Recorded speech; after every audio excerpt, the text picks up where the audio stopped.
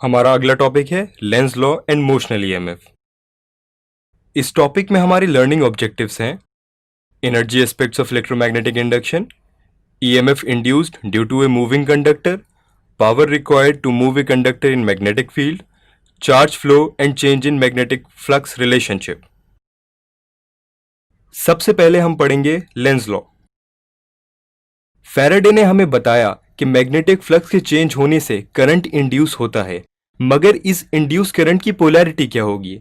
In other words, इस induced current का direction क्या होगा? इस सवाल का जवाब देता है लेंज लॉ। लेंज लॉ हमें इंड्यूस्ड करंट के डायरेक्शन की पोलैरिटी बताता है। तो आइए लेंज लॉ को डिटेल में पढ़ते हैं। इस एनिमेशन को ध्यान से देखिए। जैसे ही बार मैग्नेट का नॉर्थ पोल कॉइल की तरफ मूव करेगा, कॉइल में करंट इंड्यूस होगा। ये बात हमें फैराडेज लॉ से पता है। ऐसा इसलिए क्योंकि बार मैग्नेट का नॉर्थ पोल जब कॉइल की तरफ मूव करता है तो flux link to the coil increase हो जाता है, और लेंज लॉ के अकॉर्डिंग इंड्यूस्ड करंट की पोलैरिटी ऐसी होगी कि वो flux linked to the coil को डिक्रीज करेगा। और ऐसा तब ही पॉसिबल है जब left face of the coil, जो कि बार मैग्नेट की तरफ है, उसमें नॉर्थ पोल डेवलप हो, और नॉर्थ पोल डेवलप करने के लिए करंट को एंटी क्लॉकवाइज वे में मूव करना पड़ेगा।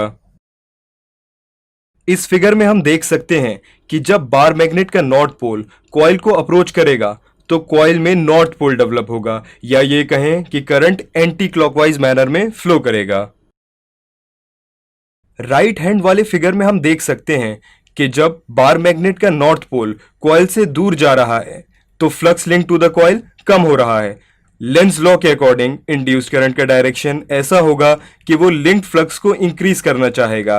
ऐसा तभी पॉसिबल हो सकता है जब साउथ पोल डेवलप हो, और साउथ पोल हमेशा क्लॉकवाइज करंट फ्लो में डेवलप होता है। Lenz law conservation of energy के प्रिंसिपल पे बेस्ड है।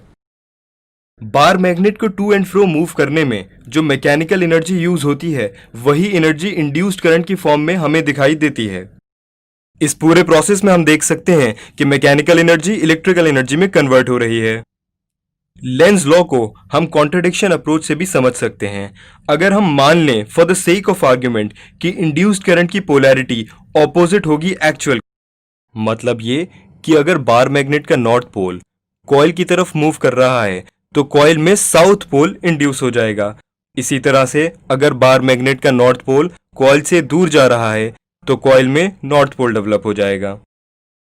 जैसा कि हम इस वीडियो में देख सकते हैं कि जब बार मैग्नेट का नॉर्थ पोल कॉइल की तरफ मूव कर रहा है तो कॉइल में साउथ पोल डेवलप हो जा रहा है। ये प्रिंसिपल ऑफ एनर्जी कंजर्वेशन का उल्लंघन है। तो स्टूडेंट्स, इस एनिमेशन को ध्यान से देखिए। इस एनिमेशन में हम देख सकते हैं कि कैसे पोलैरिटी डेवलप होती है और कैसे चेंज होती है। जैसे ही बार मैग्नेट कॉइल की तरफ अप्रोच करता है, धीरे धीरे कॉइल में करंट इंड्यूस होता है और फिर अपनी मैक्सिमम वैल्यू तक पहुंचता है।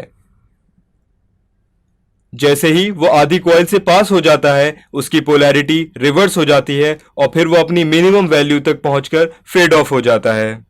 तो लेंज लॉ को समराइज करते हुए हम ये कह सकते हैं कि लेंज लॉ इंड्यूस्ड करंट की पोलैरिटी बताता है। ये लॉ फ्रीडरिच लेंज ने 1834 में दिया था।